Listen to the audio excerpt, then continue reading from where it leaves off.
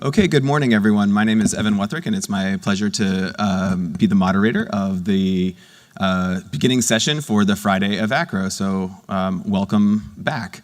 I have a few things in the way of announcements by the planning committee and folks that are running the meeting. Firstly, this is a SAM session, so there are helpful people at the back who are handing out pages for you to complete the questions, so do that and then return them so that you get your SAM credit for this session.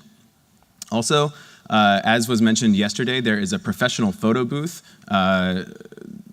If you'd like to have your professional photo taken for high quality to be sent in for your own website or other things, that's available, and the proceeds go to the Luther Brady Fund. So that's open from 10 to 2. Please sign up for a time at the registration booth if you're interested in that.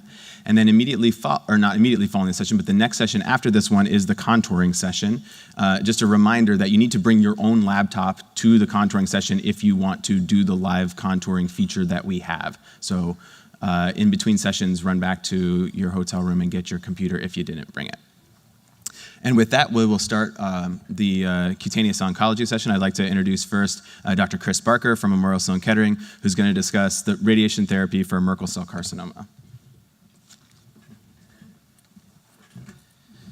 Thank you very much, Evan, and thank you to the organizers for inviting me to give a presentation to this group this morning.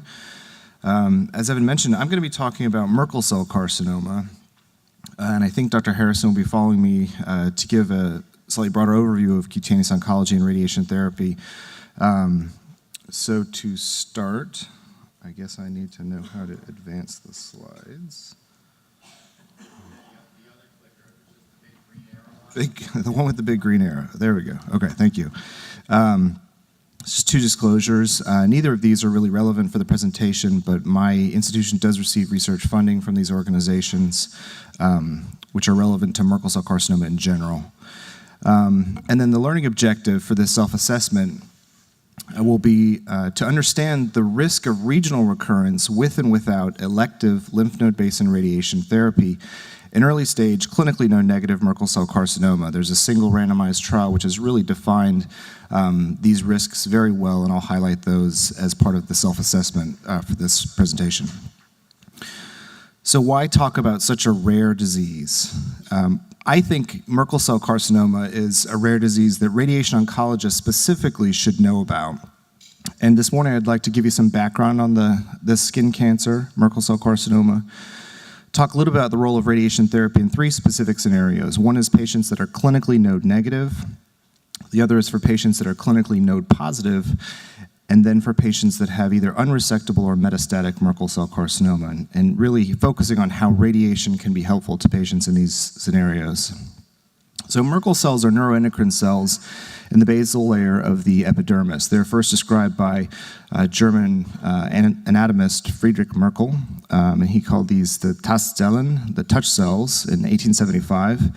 As you can see in the schematic, these are at the basal layer, really kind of at the junction of the epidermis and the dermis. Merkel cell carcinoma, the cancer which is transformed from Merkel cells, is a neuroendocrine cancer of the skin, and it was first described by Cyril Toker, a pathologist at Mount Sinai in New York, in 1972, and he initially described this as a trabecular carcinoma of the skin. Now again, this condition is rare, but it is increasing, and there's likely several reasons for this, including better recognition by our pathologists, as well as an aging population. And what you can see in this figure is that Merkel cell carcinoma really is a cancer of the older population. The median age is 74 to 76 years, and you can see in this time diagram that the incidence of it does seem to be increasing over the years. Now, clinically, this is a condition that's often challenging for dermatologists to diagnose. You can see here a patient of mine with a Merkel cell carcinoma of his left pretibial skin. He reported that this was kind of violaceous or purple in color and rapidly growing. You can see here in close-up, this is really pretty nondescript, red, cyst-like. In fact, most dermatologists on seeing this condition do not diagnose this accurately, clinically that is. It's only after a biopsy is performed that the diagnosis is usually rendered. And small round blue cells are seen on the H&E stain slides, and there's a classic perinuclear immunohistochemical staining pattern with CK20. And this really clinches the diagnosis. So what about the pathogenesis of Merkel cell carcinoma? There's really kind of two ways that this skin cancer develops. Several years ago, researchers at the University of Pittsburgh, led by Patrick Moore, discovered that there was a polyomavirus that was integrated clonally into most cases of Merkel cell carcinoma, the so-called Merkel cell polyomavirus. Now, they did several very sophisticated molecular analyses to discover this, and ultimately found that in about 80% of cases of Merkel cell carcinoma, they could find the Merkel cell polyomavirus integrated into the DNA of the Merkel cell cancer cells. But this isn't the only way that Merkel cell carcinoma develops. In fact, it's quite clear now that ultraviolet light exposure, as is the case for many skin cancers, is the seminal pathogenic event which occurs in the development of some cases of Merkel cell carcinoma.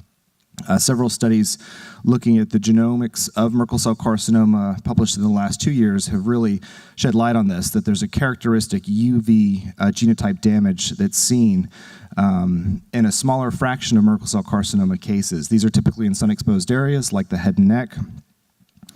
And I think an interesting observation is that depending where in the world you are diagnosed with Merkel cell carcinoma, there's a higher or lower probability that it's UV or virus associated. For example, in Australia, they have a lot of UV-related Merkel cell carcinoma cases, and that could explain some of the observations and differences in outcomes in Australian cohorts versus those from North America or Europe.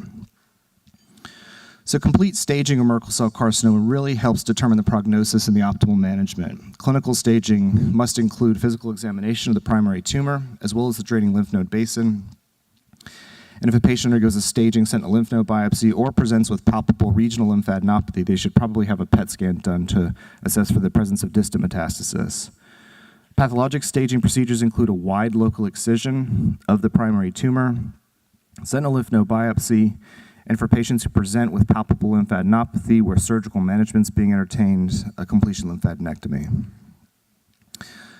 Now, why is the issue of clinically node positive versus negative so important? Well, it's actually quite common for patients to present with regional lymph node involvement. As you can see here in this recent analysis of over 14,000 cases of Merkel cell carcinoma, about 1 in 4 patients will present with some form of regional adenopathy. Now, the big prognostic difference is whether patients present with subclinical, that is detected by sentinel lymph node biopsy, or clinical nodal involvement. The prognosis of patients differs markedly whether there is actually clinical presentation, clinical evidence of lymphadenopathy versus subclinical disease at initial diagnosis. The AJCC staging system has recently been revised to actually reflect this. You can see this is the new system, which has been implemented as of January 1st of this year. Although the text is small, you can see that the nodal staging has been revised to actually reflect the improved prognosis of patients who present with subclinical adenopathy versus those who present with clinical evidence of regional lymph node involvement. So now I'm going to shift gears and talk a little bit more about radiation therapy in this disease, because I think that's what's of most interest to this audience. Again, I think there's several situations where radiation can be valuable. And if we look at the different clinical contexts, those are patients without evidence of clinical adenopathy, how radiation can be valuable there, patients who actually present with clinical evidence of regional adenopathy, and those who have unresectable or metastatic Merkel cell carcinoma. So to begin, radiation for clinically negative lymph node basin disease. This is probably the most important study that's been done in the treatment of Merkel cell carcinoma for radiation oncologists. This was a randomized, multi-center trial that was carried out in France. And in this study, patients with clinical stage 1 Merkel cell carcinoma, and that is defined as patients who had no evidence of clinical regional adenopathy, all underwent a wide local excision, but no one had a sentinel lymph node biopsy. And this is important, and we'll talk about why in a minute. Patients all received radiation therapy to the site of the excised primary tumor, and the randomization was to either receive elective lymph node basin radiation therapy or observation of the lymph node basin. The radiation therapy for the lymph node basin consisted of 50 gray, given in 25 fractions of 2 gray. The technique was at the discretion of the radiation oncologist, and again, all patients underwent treatment of the primary tumor site. You can see here that there's different ways to treat the primary tumor and regional lymph node basin. Sometimes this can be done en bloc, as in the head and neck area, where in this case on the left, you can see the site of the primary tumor at the right cheek was treated in the same target volume as the preauricular and cervical lymphatics. And in the case on the right, you can see a primary tumor on the forearm, which was treated with a separate target volume than that which encompassed the regional lymph node basin in the axilla. Now, this study actually was discontinued before it was complete, and the reason was that sentinel lymph node biopsy became recognized as an important staging tool. And it was recognized that if this was introduced as part of the study, it probably would have significantly affected the results. Therefore, the investigators stopped the study before it was completed. In total, they accrued about 80 patients, and you can see here the cohort characteristics. The mean age of the patients was about 71 years old. More often, these patients were female, which is interesting because in the general population, that's not true. Most patients with Merkel cell are men. You can see the distribution of the primary tumor sites, most of them being in the head and neck area, but other areas, the extremities and the trunk as well. And the study had a reasonable follow-up, about 5 years, and I think that's when most recurrence events would occur. And so I think this study's been followed out to maturity at this point. So lymph node basin was the most common site of recurrence. And what you can see here is that overall, about 7% of patients had a lymph node basin recurrence. But if you look carefully, you can see that the probability of recurrence was significantly different whether patients received elective lymph node basin radiation therapy or not. In fact, of the patients that were randomized to receive lymph node basin radiation therapy, not a single patient recurred in the lymph node basin. This is one of the few randomized trials I'm aware of that shows an absolute elimination of risk of recurrence with radiation therapy. You can see here the cumulative incidence of recurrence. What you can't see is the curve for the patients that received regional lymph node basin radiation therapy because it lies on the horizontal axis. But among the patients who did not have the lymph node basin treated, their risk of recurrence in the lymph node basin was approximately 20%. And this difference was significant despite this study not even being accrued to completion. There was no difference in the progression-free survival rates or overall survival rates. The study really wasn't designed to look for differences in these endpoints, and the observations really didn't suggest any difference in these outcomes. So does this mean that all patients should have elective lymph node basin radiation therapy if they present clinically node negative? I think the interesting observation in this study was that if you just observe the lymph node basin, about 20% of the time you develop a recurrence in that area. Interestingly, if you look at the rate of sentinel lymph node positivity in patients that are clinically stage 1 without clinical evidence of lymph node basin involvement, the sentinel lymph node biopsy rate is about 29% positive up front. We interpret this to say that you can select the patients who actually require radiation therapy by using the sentinel lymph node biopsy. In experienced hands, a sentinel lymph node biopsy may be a very good predictive test, and our institutional experience supports this. So my first summary in this part of the talk is a sentinel lymph node biopsy may effectively identify patients at risk for regional recurrence who will benefit from lymph node basin radiation therapy. So the question often comes up, who needs treatment of the primary tumor site? That study from France, really everyone had radiation therapy at the site of the primary tumor after the wide excision. What you can see is that the rate of local recurrence was 3.6%, so that's pretty low. But what you can see is that in series such as ours from Memorial, with wide local excision and no radiation therapy, the risk at 2 years of local recurrence is also quite small. Now, in our experience, we did see that radiation therapy to the site of the primary tumor reduced the risk, but the risk went from 3.8% to 1.7%. So some would argue, is that clinically significant? Does this really necessitate giving radiation to the primary tumor site? So my second summary is that adjuvant radiation to the site of the primary may actually not be necessary for patients that have had an adequate wide excision of the primary tumor. The other question that comes up often is, what about the in-transit lymphatics? So in-transit lymphatics are the lymphatic channels that span the distance between the primary tumor and the regional lymph node basin. The question is, does radiation therapy to those in-transit lymphatic pathways, is that really necessary in all cases? You can see from the French study that the probability of recurrence in the in-transit pathways was pretty small, 2.4%. It was actually the least likely place for recurrence to be observed.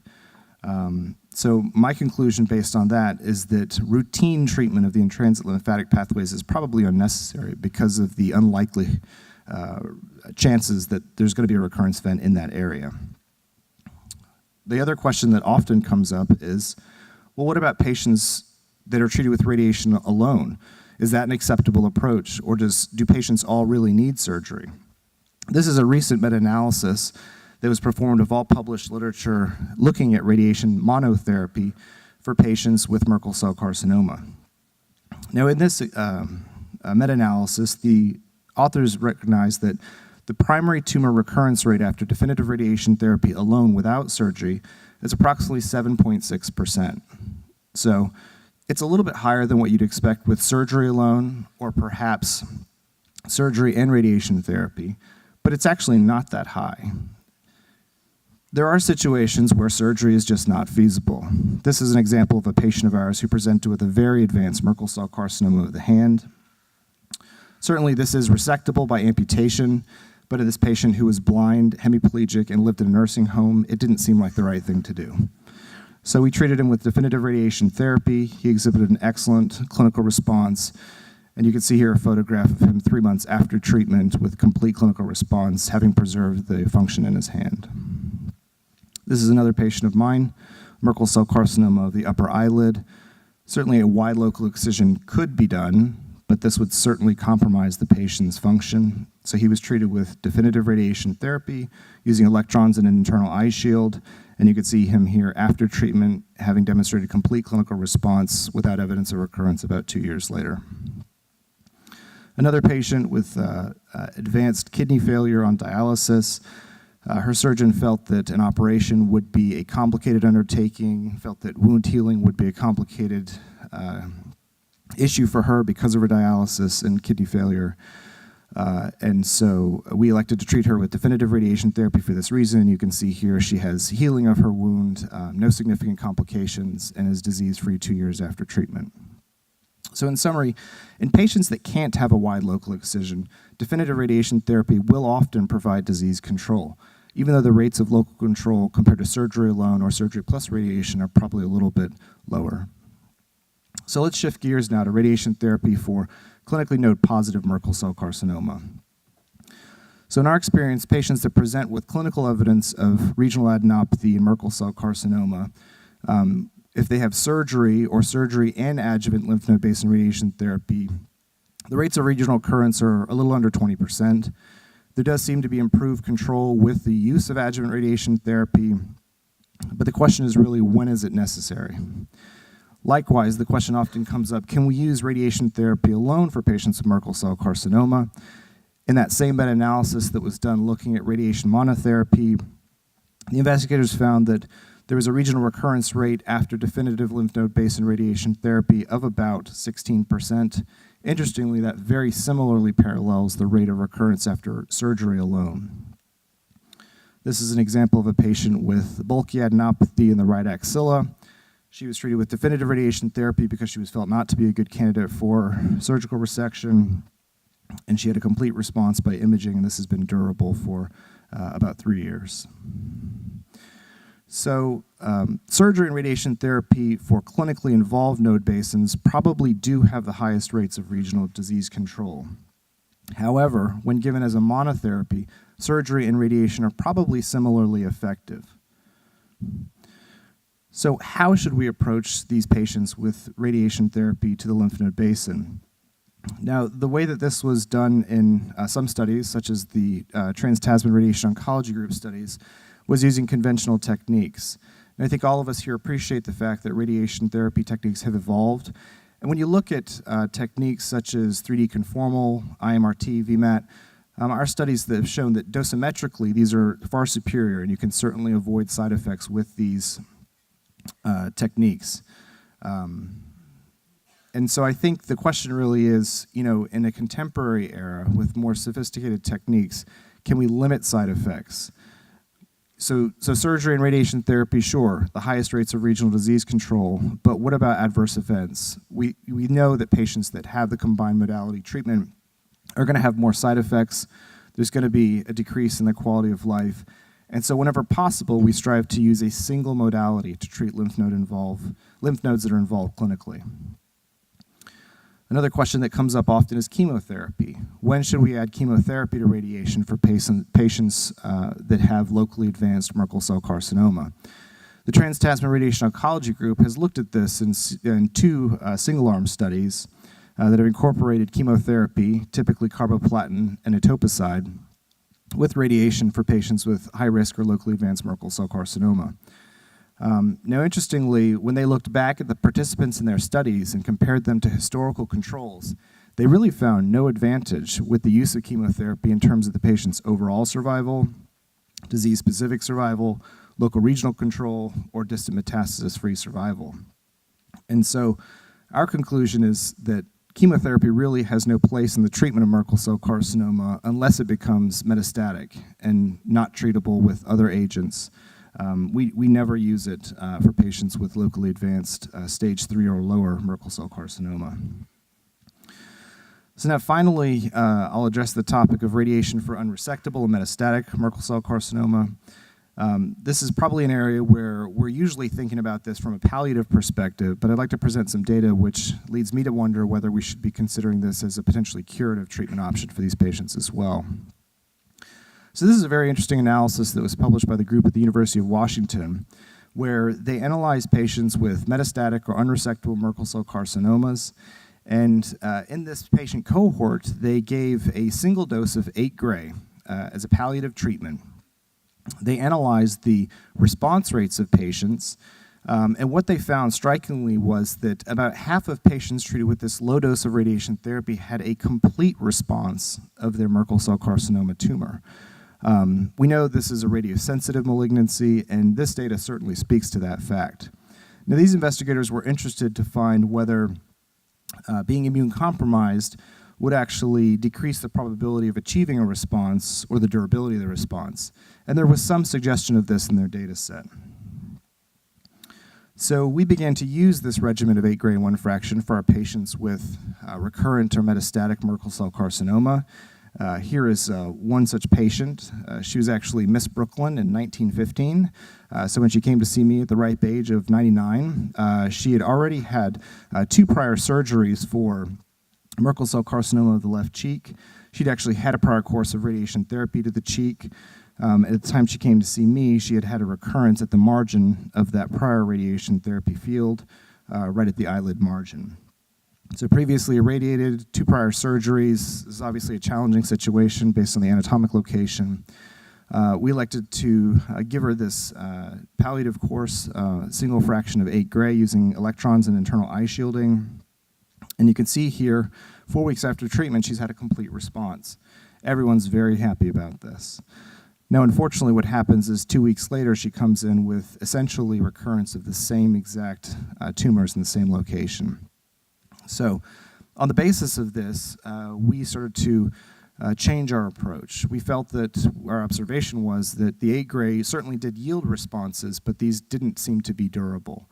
And so we began to escalate the dose whenever possible in this patient population. And so this is our analysis of responses to various 8 gray regimens, that is 8 gray and 1 fraction, 2 fractions of 8 gray, or 3 fractions of 8 gray.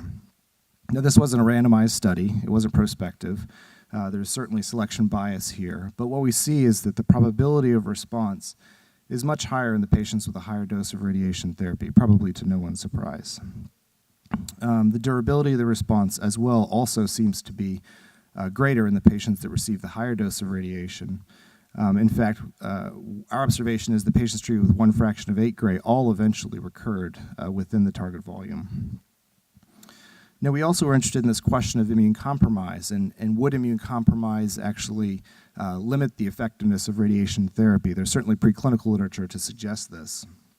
So this is actually a cohort of 20 patients who had either unresectable stage 3B or metastatic Merkel cell carcinoma who were treated exclusively with radiation therapy. These patients did not receive systemic therapy. Radiation was the only treatment they received for their unresectable or metastatic Merkel cell carcinoma. What I'm showing you here is the response rate of the composite tumor burden that the patients had. And I'm showing you this with respect to the patient's immune status, whether they were immune compromised or not.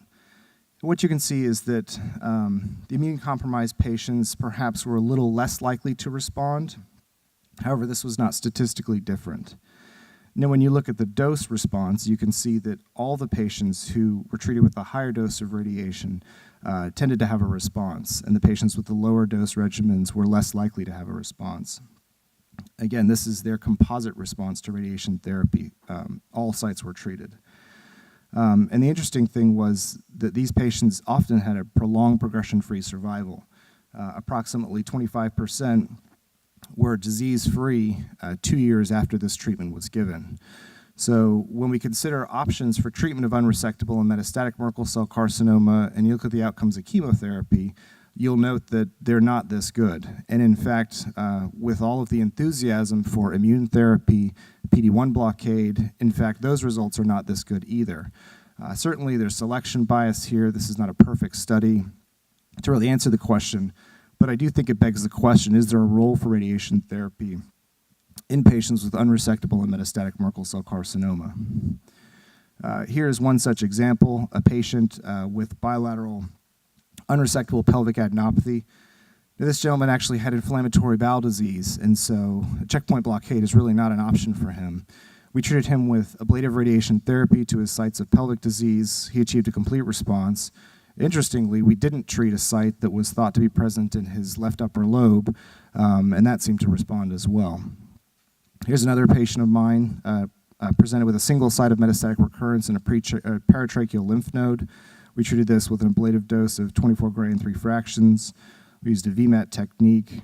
He tolerated this treatment very well. And you can see after treatment, he's had a marked reduction. This happens very rapidly. Within a month, he's had a complete response. And this has been durable now for at least 2 years. So in summary, I think ablative radiation therapy for unresectable and metastatic Merkel cell carcinoma will often yield a response, and this can be durable and something we should be considering for our patients. So in conclusion, I think radiation may be valuable to patients with Merkel cell carcinoma in a few different situations. Those that cannot have a wide excision of their primary tumor, or those patients who present with a positive sentinel lymph node biopsy, patients who present with clinically positive nodes when we think the morbidity of surgery is unfavorable, and those who have unresectable or metastatic Merkel cell carcinoma that can be treated. Thank you very much.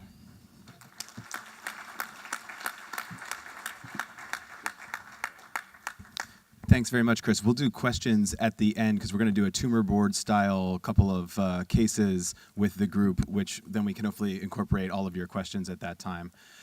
So next, it's my distinct pleasure to introduce Dr. Lewis Harrison. He's the chair at the Moffitt Cancer Center, as well as the recent Astro Gold Medal winner, and he has really been a thought leader in head and neck malignancies, and takes a particular interest in skin cancers. And he's going to present his talk, which is entitled An Overview of the Growing Role of Radiation Therapy in Skin Cancers. Thank you.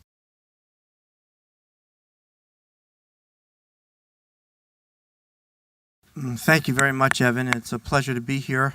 I'm very happy to see ACRO talking about skin cancer. I've often felt that this is appreciated in radiation oncology circles. It's the most common human cancer. There's a role for radiation therapy, and yet I think it's underappreciated, and it's something that we need to pay more attention to. How does one... there we go. Thank you. So I'm going to zip through this. There's a basic overview. I'll talk about basal and squamous cell carcinoma. I'm not going to say much about Merkel. You just heard a wonderful lecture on that topic, and say a little bit about melanoma. I think most of you know that primary skin cancers, or what we incorporate in our minds as skin cancers, are tumors that occur in the epidermis or the dermis. You can see the keratinocytes are the origin of both basal and squamous cell carcinoma, the melanocytes for melanoma, obviously, and there are the neuroendocrine tumors, and you've just heard about Merkel cell, but there are others. And then, of course, in the dermis, there are skin appendage tumors and other tumors that I will not talk about. So primary skin cancer is really a broad topic, and I'm just going to give you an overview of some of the highlights. The most common ones that we know about, of course, are basal cell and squamous cell. About 2/3 are basal, about 1/3 are squamous cell carcinomas. Melanomas and Merkel cells are much less common. These are the most common human tumors on the planet. And these are tumors that we really need to pay attention to, and radiation oncologists in general should have a larger role, and we can talk maybe later on about why that hasn't been the case, but we can also talk about how we can make sure that that does become the case, because we have a good role to play here. Now, the goals of treatment are outlined on this slide. They're pretty simple: cure, cosmetic outcome, and functional outcome. Most of these cancers in the basal and squamous categories are not going to take your life, but they can really be debilitating to people, and they can cause harm to people's appearance and to their quality of life. Now, if you look at the NCCN guidelines, I have to tell you, and Evan is now on the NCCN panel for some of these diseases, radiation oncologists are underrepresented. This is a heavily weighted surgical, these panels are heavily weighted to surgeons. There are some medical oncologists, and in the world of dermatologists and Mohs surgeons, you got to go really, really deep to figure out that you should see a radiation oncologist for some of these skin cancers. Everyone in this room knows that. If you look at the NCCN guidelines, you can see the guidelines highlight the role of various forms of surgery, or at the bottom, radiation therapy highlighted if you're more than 60 years old. So even at that level, at least, there is an NCCN recognition for low-risk basal and squamous, is what you see here, that there is a role for radiation therapy in the primary setting and also in the post-operative setting. And if you look at higher-risk disease, the same kind of algorithm that you see for low-risk, a little bit different, but again at the end, acknowledging that radiation therapy is an appropriate treatment, and I'll talk about some of the areas where I think it's most appropriate in a moment. So this is a treatment that is recognized even if it is underappreciated.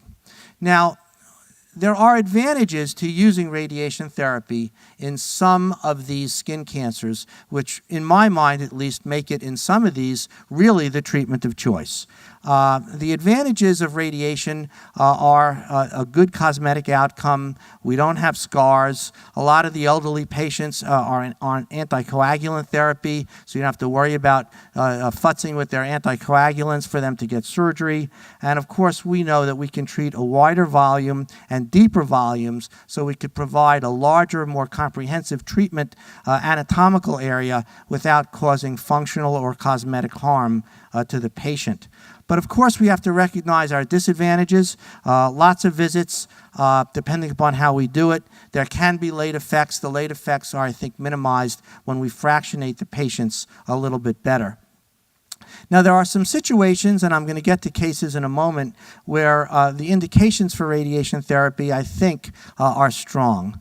Cosmetically important areas, which are certainly in the head and neck, in the facial region, we'll talk about that. Multifocal disease, if the patient's had surgery and has had inadequate margins, or if the patient has had surgery and there's adverse pathology. And I've listed 4 common adverse features which often trigger us to use postoperative radiation: sarcomatoid features, perineural, vascular, and lymphatic invasion. Now, I'm not going to get much into fractionation. I think most people in this room have used or have evolved to the various fractionation regimens. If you have a 100-year-old man in a nursing home that can come once, you can treat them once. If you have an actor or an actress that's going to appear on the front cover of People magazine, you can treat them 30 times, and you can see that will give you the best cosmetic outcome probably. But most patients, will do well with one of these intermediate 10 or 17 visit programs, which give excellent cosmetic outcome, excellent oncologic outcome, and the burden of coming for treatments most people find reasonable, given what they're trying to accomplish. Now, here's some examples which sort of highlight, where we can really shine as radiation oncologists cosmetically. Here's a lady that's got a squamous cell, actually a mixed basal squamous cell on her nose. You can see that on the left side. The operation for this, and in fact, the operation she was offered was a rhinectomy. And I had a little interchange with the surgeon who wanted to do the rhinectomy at Tumor Board, and I actually said, we don't cut off legs anymore, we don't amputate breasts anymore, we try not to amputate arms anymore. Why would we amputate a nose? He didn't come to Tumor Board for about 3 months after that. He was really upset with me. That's a true story. But anyway, we did treat this patient, and you can see the results. The T-zone in the face, the eyelids, the nose, the upper lip, this is a really, really good area if we can use radiation effectively to give a good cosmetic outcome. And you can see that this lady did very, very well. And you all know the techniques. This guy in the upper left had multifocal skin cancers. You can count. Is this a pointer? You can see at least 4. 1, 2, 3, 4. Operating on all of that would have been a very major operation for him with respect to his cosmesis. And so we treated him with radiation therapy. And you can see, we treated a wide area, wider than any surgeon could remove. And here he is, I guess about 6 or 8 months later. He's continued to do well. Excellent oncologic outcome, excellent functional outcome. Here's another example of multifocal disease. This is a patient with a fairly large distribution of squamous cell carcinoma on his forehead. This is not uncommon. Now that I'm a Floridian, I see a whole lot more of this than I did in New York, I must tell you. But it exists, and surgeons want to operate on this. But they can be withheld from that if they see enough of these. And you can see here's a patient, we treated the entire forehead. He's done very well with a good oncologic and good cosmetic outcome. Now, even small tumors, I think there can be an advantage to using radiation therapy over surgery depending upon the location. Here's a small basal cell carcinoma on the nasal ala. This patient was offered an operation. Certainly could have been done, probably would have been curative, but a nice cosmetic way to treat this is with a short course of radiation therapy, and this patient has done very, very well. Resecting the nasal ala, or any of the operations that alter the contour of the face, whether it be the ear, the chin, the nasal ala, any of these contour areas, there have been people that have actually studied this. When you look at someone's face, you immediately recognize an alteration or an asymmetry in contour, whether or not you realize it or not. These are the most cosmetically debilitating things to do. And even something like this can cause harm to a patient if there are other ways to do it. And you just saw a Merkel cell of the eyelid. This is a squamous cell of the eyelid. Same technique, but you can see this is before, this is after, how well you can do. So these are examples. This is a man with a squamous cell carcinoma of the temporal skin. Now, right under that skin are branches of the 7th nerve. If you do an operation that's deep, you can cause some paresis of the temporal branch of the 7th nerve. And in addition to the cosmetic dysfunction, you can cause some neurologic dysfunction and some facial asymmetry. And this is a fairly large tumor. But if you look with radiation therapy, you can get an excellent outcome. And this patient continues to do very, very well. Now, not all of the functional debility of a skin cancer occurs in the head and neck. We see a fair number of hand cancers. You saw a nice one that was treated at Memorial. Here's a lady that has a squamous cell carcinoma of her finger. It's the finger she said that she often uses to talk to her husband. That's her line. And you can see both sides of her hand, and she was offered an amputation and did not want it. And we treated her with radiation therapy with a nice technique, and this patient has continued to do well and obviously still talks to her husband without interruption. This is and I'm sorry, I shouldn't have used black for this, but you get the idea. You couldn't read it anyway, even if I put it in white. But this is a large number of series of definitive radiation therapies for basal cell and squamous cell carcinomas of the skin. The take-home message here is that there is an enormous literature of patients with fairly large number of patients, 600 patients, 600 patients, 1,100 patients. I mean, large series of patients that show that the cure rates are well up into the 90s, excellent results, and this is a primary treatment. Now, what are you going to do about this? You know, this guy walked into Moffitt a couple of years ago, and I don't have a picture. I have a picture, I'm just not showing it to you, but in addition to this thing growing into his eye, his entire ear has been destroyed, and his temporal bone was filled with squamous cell carcinoma. And of course, you know, the surgeons and the medical oncologists are ready to send a guy like this to hospice. I mean, this guy was in bad shape. But the reason I show you this case is you can get incredible results with radiation or with combined drugs and radiation. And we treated this patient with cisplatin and radiation, and we did an adaptive therapy a program on him because he responded, and we took some of the dose off of his eye. And here he is after treatment. And he remains NED a couple of years later in both of these sites. And you can see this is before and after. And if you look from this side of the face, you can see he also had skin cancer coming onto the other side of the face, which is gone also. The vision in his right eye is gone. He still has vision in his left eye, and he has a big opening here. And he said, you know, Doc, what do I do about this big opening in my nose? And I told him, well, you got two openings here that we don't have to close. Why do you think we have to close that one? Because you don't. And he's done very, very well, and this area has closed up a little bit, but you would never believe such a result could happen. In lip cancer, another form of skin cancer of the face, if you will, I show this case because lip cancers that involve the commissure are good ones for primary radiation because surgery here can cause facial deformity and some oral incompetence.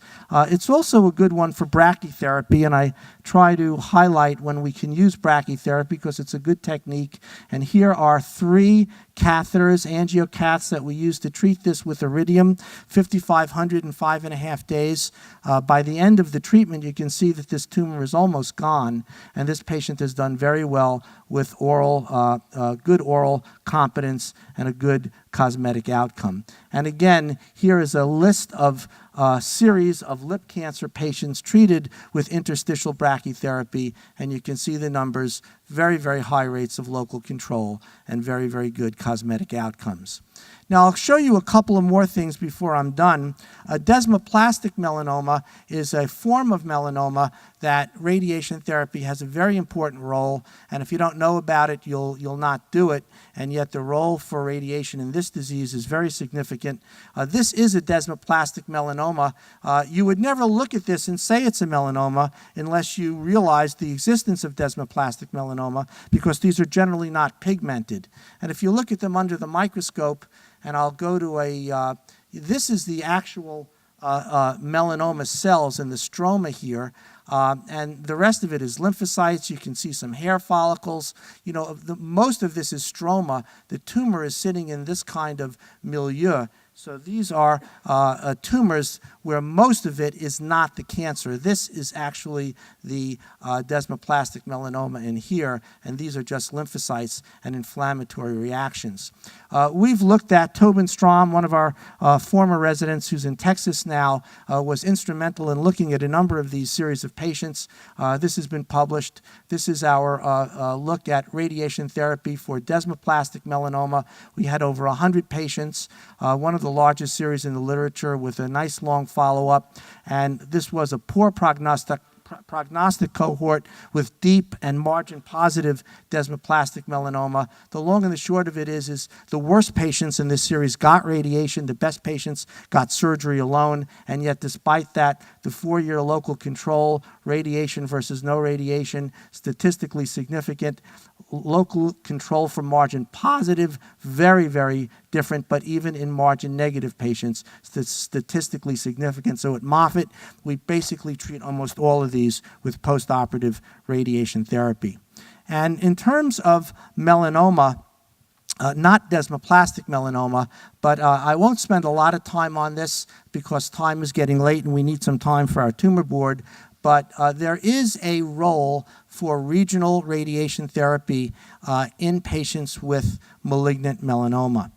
There is a nice randomized trial that I'm sure most of you know about, the Burmeister trial, that randomized patients with melanoma. There were 217 patients across New Zealand, Australia, and the Netherlands, Brazil. You can see that these were patients that were at high risk, and there was a median follow-up of 40 months. And the conclusion of this study is that if you look at the regional failure rate, adjuvant radiation therapy improves the lymph node control rate after therapeutic lymphadenectomy for patients with melanoma metastatic to lymph nodes. And so what we did at Moffitt is, and this is Tobin Strom did this work again, we looked at our experience with regional radiation therapy after a therapeutic lymphadenectomy where there were positive nodes, and we were able to find 410 patients who had sentinel lymph node biopsies that were positive, who then many of them got a completion lymphadenectomy. Post-operative radiation therapy was delivered to the involved nodal basin at the doses that you see here, and we looked at the primary outcome, regional control, and overall survival. And we also looked at this as a function of a gene signature that's been developed at Moffitt by Javier Torres Roca called the Radiation Sensitivity Index, which I can talk about later if you want. So we wanted to introduce some genomics into this because this is an area of interest of ours. And with a median follow-up of 69 months, we were able to show that postoperative regional radiation therapy significantly reduced the risk of regional recurrence. And you can see that in these slides here, where you look at regional control, whether you got radiation therapy or not.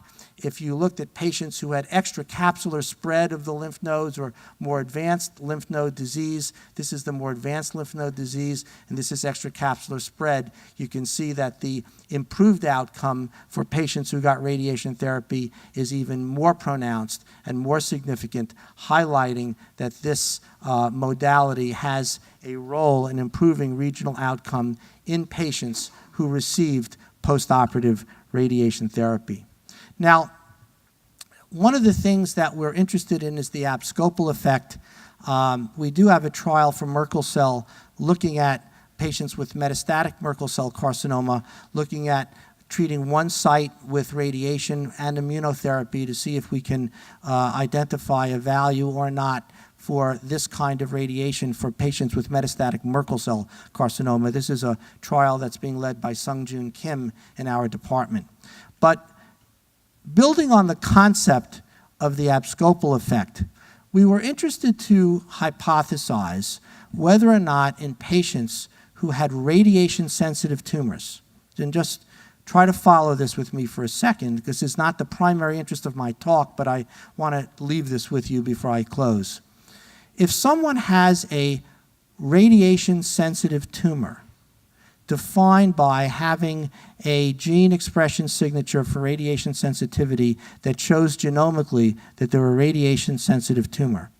We hypothesized that if we were to give those patients regional radiation therapy, that there might be a value not only in reducing the risk of lymph node recurrence in the region that we're treating, but if there was an abscopal effect, that there might be a reduction in distant metastasis in the spirit of potentially there being a microscopic abscopal effect in the rest of the body because we're treating the lymph node basin. And if you follow that, and if that makes sense to you, there were a small, and I emphasize the word small, cohort of patients in this study that Tobin Strom led, where there were patients that got regional radiation, and we knew what their gene expression signatures were, and we knew whether they were radiation sensitive or not. And lo and behold, if you look at the survival statistics, if you looked at patients who had a radiation sensitive tumor genomically, and they got adjuvant radiation therapy, there was a significant survival advantage. If they had a radiation-sensitive tumor and they did not get postoperative radiation therapy, there was no difference. I don't think this proves anything, but it's provocative, because if in fact a regional therapy, which can produce better regional control, also could reduce the risk of distant metastasis by some form of abscopal effect or immunological effect, that opens up the idea that what we're doing with radiation therapy in a regional setting could actually improve outcomes if these immune modulations are true. And this difference certainly suggests that this might be true, and it's something that we should look at. I'm not going to say anything about Merkel cell. So in closing, I think radiation therapy has a growing role in all forms of skin cancer. It has a value in both the local and the regional control. Multidisciplinary consultation and decision-making is optimal.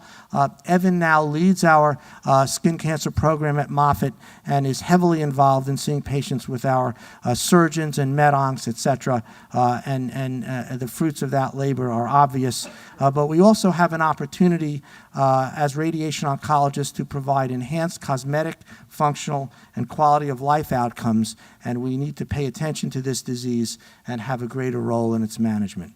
Thank you very much.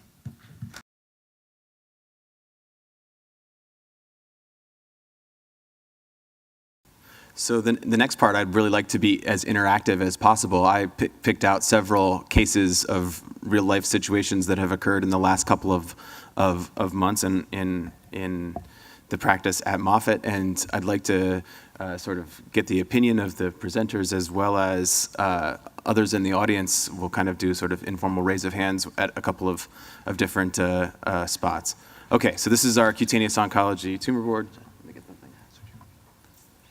Okay, so case number one is a 79-year-old female with a past oncologic history of several non-melanoma skin cancers treated with excision. The picture didn't come out quite as good as I was hoping, but if you see on the left nasal ala, there is a prominence. There's not a major, there's not an epidermal component to this, but you can definitely feel a hard lump there, just superior to her nasal ala. She presented it to a dermatologist and had a shave biopsy in August, and it showed benign tissue. But because of rapid progression of the lesion, she went back and had an excisional biopsy, which showed Merkel cell carcinoma. At the time of presentation, it was clinically an approximately 2-centimeter mass. At this point, Chris, what would you recommend that she do if you saw her in your clinic?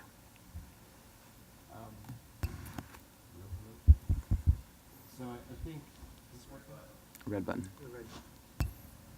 Now is it working? There you go. You know, she's had an excisional biopsy of it. After the excisional biopsy, it's 2 centimeters? Yeah, on the excisional biopsy, it was 1.9 centimeters. So it looks like it's grown a lot since that photograph was taken then, Right. because 2 centimeters in the nasal ala is very Really obvious. I probably would lean towards definitive radiation therapy for the primary tumor in this instance because, rhinectomy is her surgical option, or hemi-rhinectomy, if you will. And I think that in patients that present with more or less any skin cancer on the nose, I always think that definitive radiation therapy is probably the preferable upfront option because in the event that it doesn't work, you're dealing with basically the same surgical salvage option, which is rhinectomy then.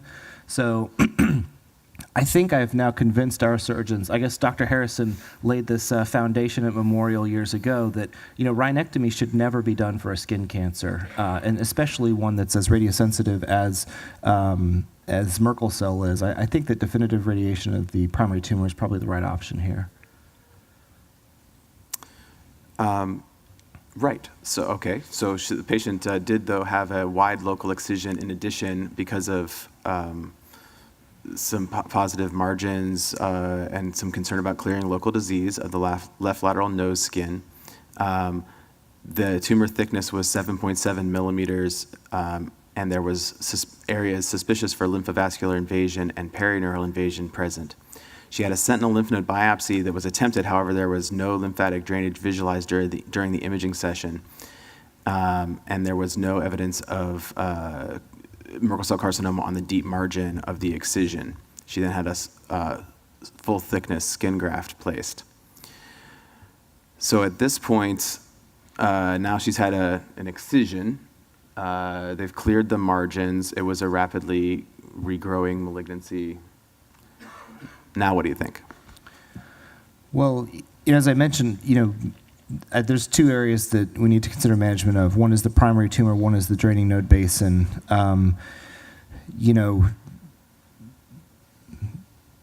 The margin width here, I can't imagine was wide. No. So I think this is a narrow margin excision. I don't think that's adequate treatment of the primary tumor. I think that adjuvant treatment of the primary tumor site is probably appropriate. So that would be one suggestion for her.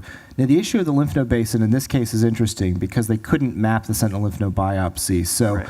We would estimate there's a 20 to 30% chance she has subclinical disease in the lymph node basin. We could, of course, image her to try and ascertain that. But in all likelihood, if the clinical exam's negative, so will the imaging be. I would emphasize that PET is a very sensitive diagnostic modality here, and so I would encourage that as the staging imaging technique. But I think that the key here is the pathology in the primary tumor specimen showing lymphovascular space invasion. In our experience, patients that have a positive sentinel lymph node biopsy almost always have lymphovascular space invasion in the primary tumor specimen. And for this reason, I would lean strongly towards radiation therapy for the lymph node basin as well, because of that singular factor in the primary tumor specimen. I'd try and tease this out with imaging and other reasons, and I would of course counsel the patient that there is a chance she has no disease in the neck, but I'm strongly suspicious for subclinical regional involvement at this point. Dr. Harrison, what do you think for patients that have no ability to, the sentinel lymph node did not localize on lymphoscintigraphy? How do you treat those patients? Well, first of all, I agree with everything that Chris said. I think he said it beautifully. I'm not worried about the absence of the ability to do a sentinel lymph node here. I don't even think you need to try. I think whatever it is that you're going to see, a patient in this circumstance with these findings, I think I would be very comfortable electively treating the neck in this patient. Now, the question, of course, is what are the lymph nodes that you need to treat here? And we could talk about that, but at least in my mind, you're talking about the parotid and periparotid nodes and sort of the upper and the facial nodes and the lymph nodes at upper level 1. There are also lymph nodes around the mandibular periosteum that are often under-recognized and need to be recognized when you contour that area. But if you treat all of those lymph nodes, Chris showed a study where there is virtually no failure in electively treated lymph node basins, even for patients like this. So I would be very comfortable doing that, and certainly the absence of the ability to get the sentinel node doesn't disturb me. So we did what you suggested, Dr. Barker, which is that we got a PET scan, and this is unfortunately just 3 weeks post-op. She now has a positive facial node and a positive node near the submandibular gland. So at this point now, we have a 79-year-old female with a T1, N1B Merkel cell carcinoma, at least 2 lymph nodes positive in sort of adjacent draining nodal basins. At this point, would you continue with your plan for definitive radiation therapy, and how might these findings impact your dosing? Yeah, I think that definitive radiation therapy, to me, still is a viable option here. Facial lymphatic involvement, as Dr. Harrison pointed out, it essentially drains from the nasal ala along the nasolabial fold to the mandible. It's not a typical lymph node basin that head and neck radiation oncologists are thinking about, because it's primarily the skin that drains to this lymphatic basin, but this patient's a perfect example of that situation. There's really no oncologic surgery that can dissect the facial lymphatics adequately. And so, I would take surgery, for the involved lymph nodes off the table for that reason. I think the definitive radiation approach, the textbook approach would be 2 gray fractions to something like 60 or 66 gray. The best dose response data I'm aware of comes from Australia and suggests that with doses of 56 gray and higher for gross disease, you can usually obtain disease control. Obviously there's going to be some toxicity to this in a 79-year-old lady. We would, really kind of assess whether we think this is something going to be tolerable for her. But I do think that definitive radiation is a reasonable approach here. Okay. Oh, our picture didn't come out very good. That's funny. Okay, I'll have to describe. Oh, that's too bad. Okay, so this is a 75-year-old male, because there was a little bit of wow factor with this one. Maybe that's why the gods didn't want it to be shown. 75-year-old male, hasn't seen a doctor since 1985. This picture was intended to show you a fairly large mass eroding the skin of the left temple. It is just anterior to the ear. So it's biopsied. It's found to be a squamous cell carcinoma, and I don't know, I had a problem there. It looks like this was supposed to be a CT scan, and the CT scan on the left there, and the CT scan shows that there is involvement of the temporomandibular joint, almost sort of circumferentially. There appears to be tumor in the joint space and wrapping around the mandible. Could we do a audience vote on this one? So who would like for this patient, for them to have, I'm sorry, it would be a little better to have the image of it, but surgical excision with the expectation of doing postoperative radiation therapy. Who would like to do that? Hands up. Okay, who would want to do definitive radiation therapy? Who would advocate for definitive chemoradiation therapy? Okay.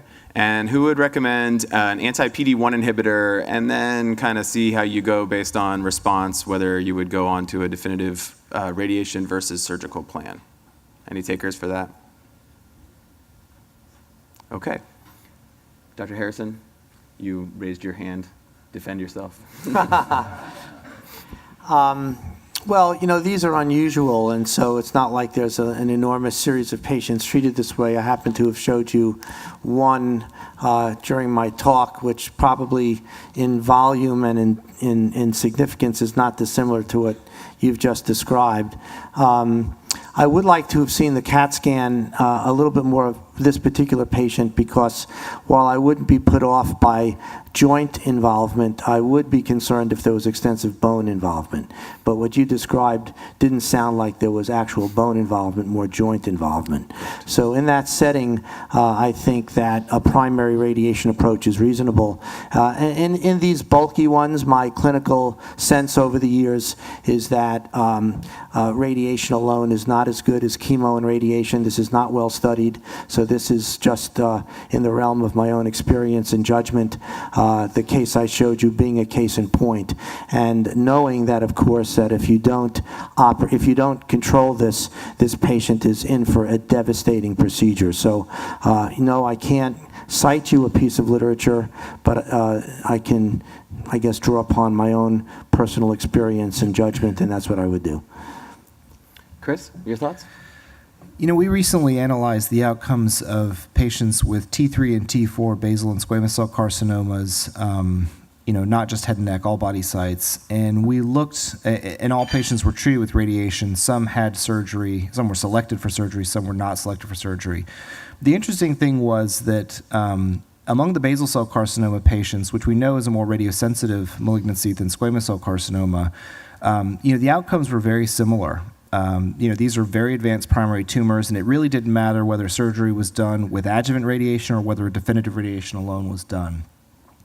In the squamous cell carcinoma patients, though, we saw significantly worse outcomes when definitive radiation therapy was used. Now, we can certainly attribute this to selection and the fact that the patients with the very far advanced primary tumors were not selected for surgery, but the differences were quite marked. You know, whether this patient would meet criteria for T3 or T4 with just joint space involvement, probably not. I mean, the staging system in squamous cell carcinoma of the skin is woefully inadequate, and this case is a perfect example of why. I agree with Dr. Harrison. I think that, you know, knowing whether there's bone involvement or not and what the morbidity of the surgical treatment would kind of color my perspective on this, you know, and I think if we went the route of definitive radiation alone, I agree. I think adding chemotherapy as a radiosensitizer is probably a reasonable thing, albeit without much data at all to support that. So yeah, tough case. Yeah, so you have highlighted the fact that we don't really have good data for concurrent chemoradiation therapy. The studies that are out there actually don't seem to show a major benefit, but they're not really all that well done. They're long, series over a number of years using a number of different techniques in a number of different situations. So I'm not sure that they're all that valuable. And they also don't highlight these massive cases, which are no individual category. So here's another case, 63-year-old female, large pigmented lesion on the right upper buttocks, found first in May.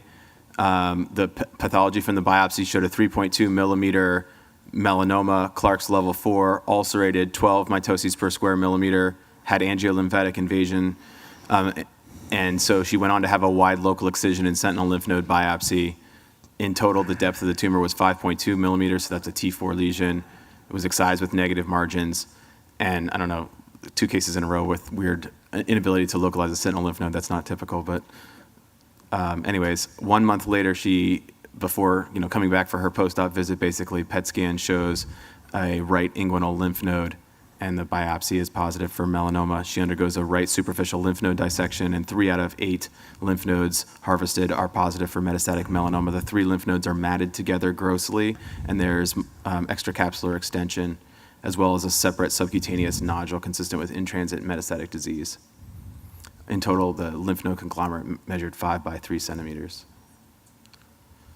Okay, who within the audience would recommend observation after surgery? Lymph node basin ultrasounds is usually is standard treatment. Anybody want that? Systemic immunotherapy alone? Postoperative radiation therapy? Postoperative radiation therapy followed by immunotherapy. Yeah, this one wasn't intended to be that controversial, but to highlight probably an important standard of care that I at least think exists. Chris, is this what you're doing at Memorial? Yes, in the sense that, immunotherapy is probably improving survival. I say probably because, the only overall survival improvements have been seen with ipilimumab, the CTLA-4 targeting agent. A comparison of that and PD-1 blocking agent has shown superiority of the PD-1 drug. However, that's only been in relapse-free survival. The overall survival is still not mature. So if you're a believer, you use the PD-1. It's certainly the better tolerated adjuvant therapy. But there is ongoing controversy within our center, at least, as to whether using the adjuvant immunotherapy in the adjuvant setting versus at time of metastatic relapse is really necessary. Because there's a small fraction of patients, in this patient's case, very small likelihood of not developing a distant metastatic recurrence. I would estimate the metastatic recurrence rate in this patient's probably 85, 90%, extremely high risk. But there's a small fraction of patients who will not recur and will, may get the toxicities of immunotherapy. The question of how to integrate or whether to integrate radiation immunotherapy is one that we're very interested in. As of yet, I don't think this is really an answered question. My colleagues in medical oncology have speculated that maybe the radiation is not even necessary. Maybe the immunotherapy will control the regional lymph node basin. And to that, we've attempted to study this in the patients that were participants in the EORTC trial of adjuvant ipilimumab versus placebo. We presented this at ASTRO last year in patients that were randomized to placebo versus ipilimumab, small subcohort, those that participated here in North America at a few institutions, including yours. We found that the rate of regional lymph node basin recurrence was no different whether the patients received immunotherapy or not, if they were high risk for this event. So really no suggestion from the limited data that's available that the immunotherapy will prevent regional recurrence. And, I talk with my surgical colleagues, and they kind of feel the same way. They see patients treated with adjuvant immunotherapy who still develop a regional recurrence. So that's kind of an outstanding question, which we are eager to answer. Unfortunately, the people who possess these data haven't been that forthcoming to help us answer them, and you can imagine why. So as of yet, it's kind of an area that we're still exploring. Dr. Harrison. Yeah, and SWOG has also been interested in this patient cohort, and one of the few adjuvant trials that actually allowed one to incorporate radiation therapy is the SWOG trial. So, I agree with Chris. I would only add that this is where the interface between radiation therapy as a regional therapy and radiation therapy as an immunotherapy that comes into the total package of therapy comes into play. I showed you some of the data from Moffitt suggesting that at least in patients who have a radiation-sensitive tumor from a genomic standpoint, that those that got regional radiation had a better survival, and they actually had a lower risk of distant metastasis. And why that is, we don't know, but you could speculate that could be an abscopal effect at some level. In that context, and in the context of studies ongoing in multiple other tumors where radiation and immunotherapy are being looked at to see whether or not the addition of radiation to a site could actually potentiate immunotherapy and improve outcomes in that regard as part of the systemic therapy, that remains a hotly investigated area and something that is, I think, as of yet, an unanswered question. And so when we think of at least experimentally, and when we think about longitudinally what's going to happen to a patient like this, the fourth bullet is not only using regional therapy with immunotherapy, but potentially using regional therapy that could potentiate the systemic immunotherapy. And to the extent to which that happens, that will be very interesting data to be looking for. Thank you. I want to make sure we have time for your questions, so let's stop the cases now and let's go to your questions. So there's a mic there in the middle, and then there is the launchable box there. Stephen, there's some folks up front. Ooh, should I use this cue? Before you do the question, though, I want to do one show of hands. How many people in the audience who are practicing radiation oncologists have seen a patient who have been referred, a patient with locally advanced melanoma, not dissimilar to case 3, in the past year? Are you seeing these patients in your clinic? Are they getting referred? Some are sort of. Okay. Hi, thanks everyone. Those are some amazing cases. I'm Brandy Page from Hopkins. I see some skin cancer. And I think that skin cancer, I'm so glad you guys are talking about it here because I think it is one of those neglected disease sites, and why aren't we more a part of the discussion? It's really important. Also, the skin cancer radiotherapy setups are some of the most challenging and interesting. I think our residents have the most fun with these because you have to really think about it. I think one of the elephants in the room with Merkel cell is the margins that we are advised to put on it and the controversy surrounding it, 5-centimeter margins. And that's kind of, we have to think carefully about how we set those up. What are your guys' opinion on how we design margins, radiotherapy margins, for example, Merkel cell carcinoma? It's a very good question.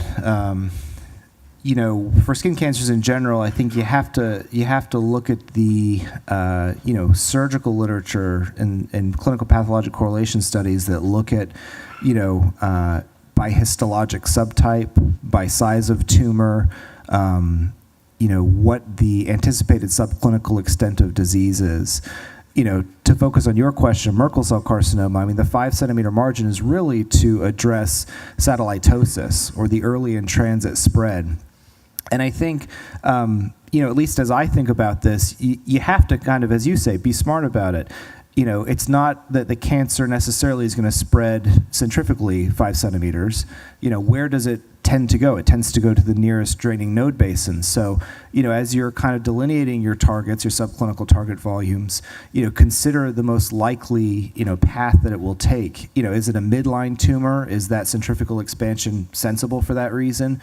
Or is it well lateralized and likely to drain towards a node basin? For example, Dr. Wethrick's case of the nasal Merkel cell carcinoma. I mean, it wouldn't make much sense to me to go and treat, the contralateral nose because simply, the skin cancer is not going to travel that direction. It's going to go laterally along the facial lymphatics, and that's exactly what he showed happen. So I think it's more than just a number. A lot of my colleagues will ask me, well, what does my margin need to be for this case? And it's not a simple, numeric response. It's really, what's the disease? How big's the tumor? Where's it located? Factoring all these things, you can come up with usually something, that's appropriate. I actually wanted to add a comment over the arm. So, as a card-carrying melanoma surgeon for 10 years before becoming a radiation oncologist, adjuvant setting is one of the hardest settings we do, right? Because back 15 years ago, it was a coin flip, right? For stage 3 melanoma, if a person was going to recur or not. Moffitt led some of the seminal trials combining radiation and immunotherapy in the Florida Melanoma Trial 1, one of the largest trials combining interdigitated interferon and radiation.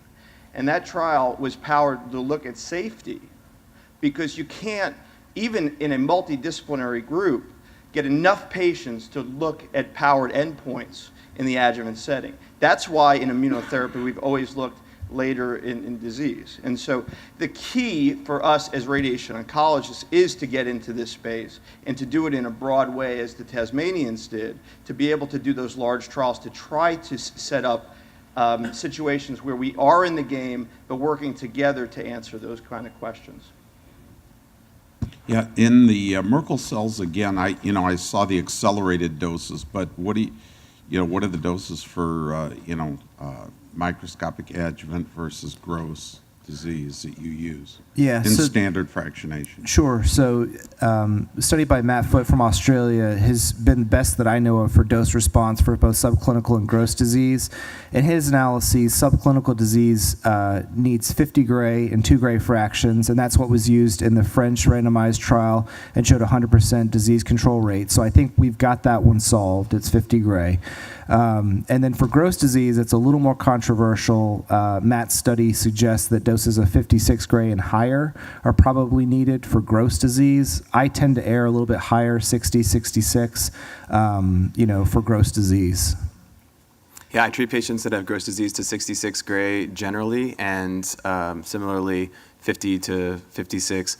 And then I think an important point would be that because Merkel cell carcinomas are very radiation sensitive, we may be able to use lower doses than that, but we need to sort of study that and figure out which patients can have that lower dose safely, since we do so well with these as far as local regional control as it is.